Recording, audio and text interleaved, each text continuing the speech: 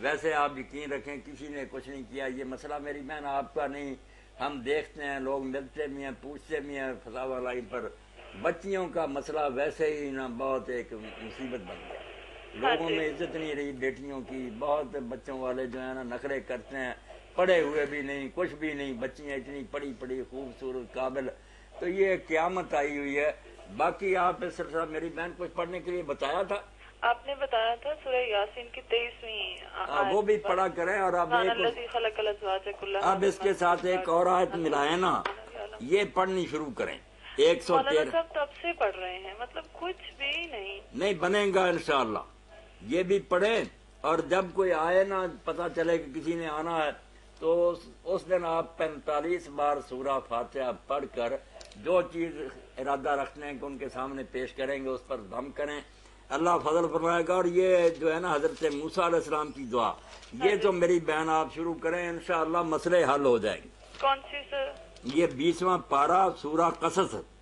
ہاں جی, آیت یہ سورہ قصص میں نا جو موسیٰ علیہ السلام نے سائے میں بیٹھ کر دعا کی ہے نا, یہ آیت نمبر 24 ہے. ہاں جی, اس کا یہ ٹکڑا جو ہے نا رب انی لما انزلت الی من خیر فقیر, ہاں جی, یہ 113 بار پڑھنا دن رات میں کسی ایک وقت. کون سی سورت کی آیت نمبر 24 قصص. قصص, ہاں سورہ قصص. قصص قاف سواد کے ساتھ ہے نا. ہاں جی, 20ویں پارے کے اندر 20واں پارہ سورہ قصص 24ویں آیت ربے سے شروع کر کے فقیر تک, یہ 113 بار. اور یہ شروع کرتے وقت بھی درود شریف پڑھنا 113 بار پڑھ کے پھر 3 مرتبہ سورہ والضحیٰ پڑھنی ہے اور پھر درود شریف پڑھنا. یہ نوٹ کر لیں. درود شریف 113 بار یہ دعا, بعد میں 3 مرتبہ سورہ والضحیٰ اور پھر ایک بار درود شریف. یہ شروع کریں بہن. ہم بھی دعا کریں گے اللہ بچیوں کا مسئلہ خیر و خوبی سے طے کرے. بہت پریشانی ہے ایک گھر میں. مولانا صاحب دن میں کسی بھی ٹائم, دن میں رات میں جب جی چاہے پڑھ. ربی انی کوئی وقت لما علیہ من خیر فقیر. ہاں خیر فقیر تک نا یہ پڑھنا. 113 بار آپ نے اسے پڑھنا ہے, اور اس کو پڑھنے کے بعد 3 دفعہ سورت والضحیٰ پڑھنی. ٹھیک سر, جی انشاءاللہ دعاؤں میں یاد رکھیں. اللہ کرم فرمائے میری بہن, فضل فرمائے. اللہ حافظ. جی بارک اللہ. یہ ہو جائے حدیث پاک. جی تو حدیث پاک میں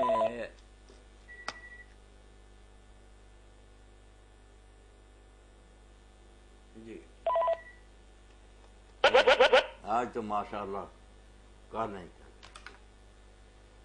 سندھ والے چھائے ہوئے ہیں مولانا. جی اچھا, تو اس نے پڑھا ہے کہ حدیث پاک میں آتا کہ جب یہ آیت اتری تھی نا کہ وہ مائیں جنہوں نے دودھ پلایا اور بہنیں دودھ والی, یہ اس وقت بنتی ہیں مائیں اور بہنیں جب 10 رضعات 10 مرتبہ کسی بچے نے دودھ پیا ہو نا. اب بھوکا ہوا پیا, پھر بھوکا ہوا پھر پلایا, 10 مرتبہ وقفے سے اگر پلایا تو پھر وہ بیٹا بنتا, پھر نکاح پر اثر پڑتا, ورنہ نہیں. بعد میں یہ حکم تبدیل کر دیا گیا, پھر 5 رضعات رہ گئی. السلام علیکم. ہلو جی السلام علیکم. ہاں جی, وعلیکم السلام. جی اچھا بھائی جان, میرا اینا سوال ہے کہ میں اپنے پیرو مرشد کی تصویر لائی اپنے گھر دے وچ. جی جی ہاں جی, تو جے میں وہ لا نہیں دی تو میرے سکون نہیں ملتا. میں انہوں کی عبادت دسی کر دی ہوں. یہ ٹھیک ہے جی, میں لاد مانگ کے رکھ رہا ہوں. اس کو تو پہلے اتاریں پھر سوال کریں. میری بہن پیر و مرشد کو اللہ تعالیٰ فضل و کرم فرمائے, ان کو خیریت سے رکھے. انہیں چاہیے تھا کہ آپ کو کہتے کہ بیٹی ہم پیر و مرشد ہیں, خدا نہیں ہے, کیوں ہماری تصویر ایک بت کی طرح رکھی ہوئی کہ اس سے برکت ہے اور یہ ہے. یہ اسی سے تو شرک شروع ہوا تھا. یہ کوئی پیر و مرشد جو نیک ہے دین کو جانتا اس کو کبھی نہیں کہہ سکتا خواہ وہ کسی مسلک کا ہو. یہ تو بالکل ناجائز. آپ اتاریں اور انشاءاللہ سب ٹھیک ہو جائے گا. باقی آپ یہ یاد رکھیں کہ حضرت عبداللہ ابن مسعود رضی اللہ تعالیٰ اپنے گھر آئے, انہوں نے دیکھا کہ ان کی بیوی نے ایک گنڈا پہنا ہوا تھا دھاگے جس پر گرہ دیجیے, ایک یہودی عورت سے پڑھوا کر باندھا تھا. انہوں نے کہا یہ کیا تم نے عبداللہ کے گھر میں شرک شروع کر رکھا.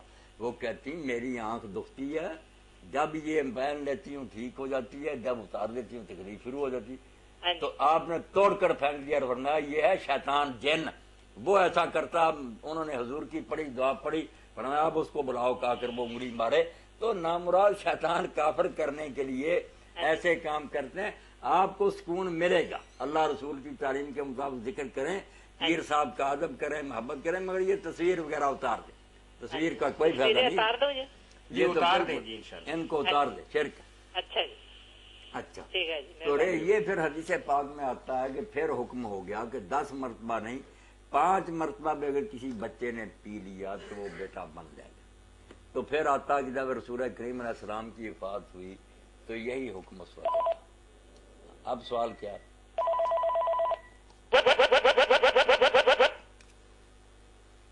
وہ شاید عمر کے تعین کا پوچھنا چاہ رہی ہوں کہ کب تک اسے دودھ پلایا جائے, کہ بے شک 5 ہی دفعہ ہو تو وہ پھر حرمت ثابت. چلو عمر کا تو کیونکہ پچھلی دفعہ ایک سوال آیا تھا نا, عمر کا تو الگ, یہ مسئلہ جو ہے نا اب بھی یہی صحیح ہے.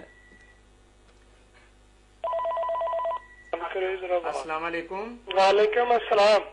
جی میں مولانا صاحب سے ایک سوال پوچھنا چاہتا ہوں.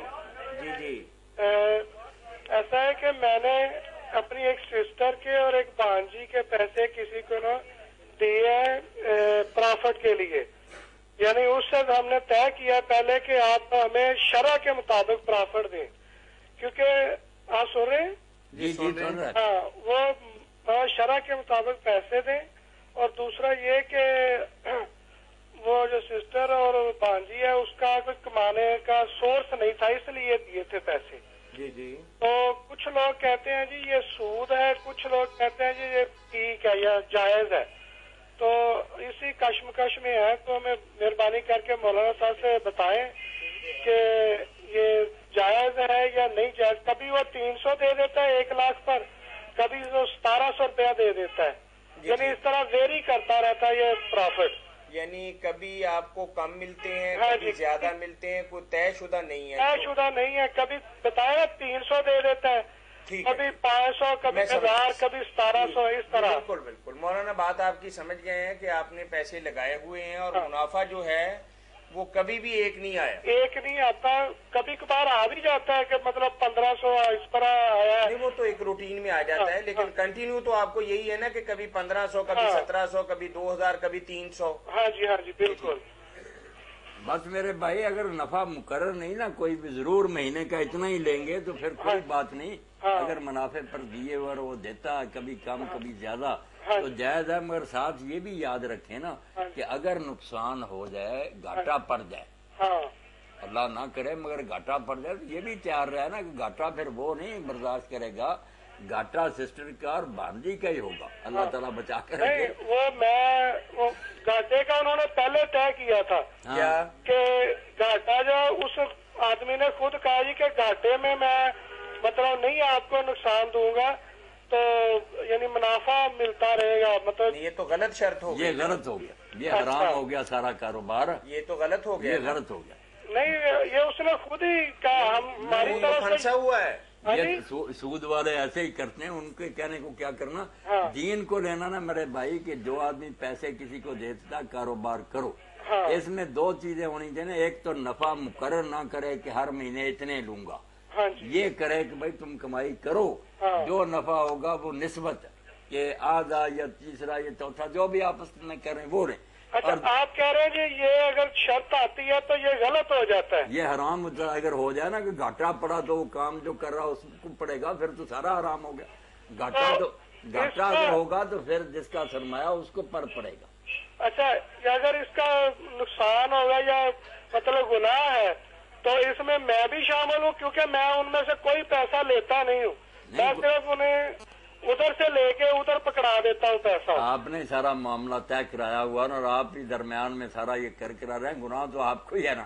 آپ کرے گی, ان کی ڈائریکٹ بھی بات ہے, وہ بھی ہمارا رشتے داری ہے جس کو دیے ہیں. نہیں, آپ یہ طے کر دیں تو پیچھے ہو گیا کہ بھئی اگر گھاٹا ہوا نا, اللہ رحم کرے تو گھاٹا ان بچیوں کا ہی ہوگا, آپ نہیں اس میں حصہ دار ہو. اس میں ایک بیوہ ہے, بھانجی جو ہے بیوہ مالدار ہے. بیوہ